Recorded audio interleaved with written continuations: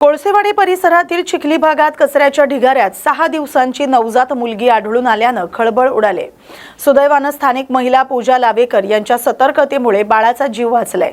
कचरा टाकण्यासाठी गेलेल्या लावेकर यांना पिशवीत ही नवजात मुलगी दिसली, तर काही भटके कुत्रे तिच्या आसपास फिरत असल्याचंही त्यांच्या लक्षात आलं।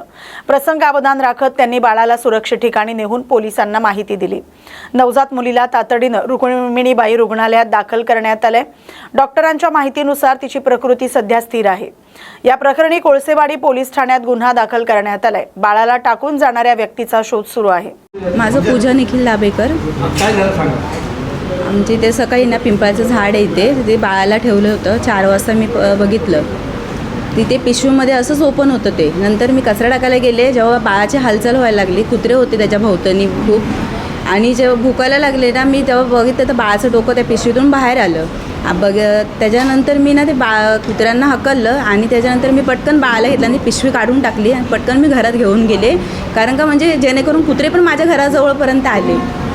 घरामध्येच ठेवलं आणि त्याच्यानंतर मी म्हटलं सकाळी आता सगळ्यांना सांगते, असं सांगेसपर्यंत मला लेट झालं। असं पूजा निखिल लाभेकर। जेव्हा मी बघितलं तर मुलगी आहे, मग तिथे आजूबाजूला माझ्या आजीला वगैरे बोलवलं, आजूबाजूवाल्यांना पण मग सांगितलं। मग त्यांनी सरांना फोन केला, पोलीस स्टेशनमध्ये फोन वगैरे केला त्यांनी, जे बाजूच्यांनी मग सगळ्यांनी। मी doctor Sulakshana Prakash Tribhuvan, chief medical officer Rukminibai hospital.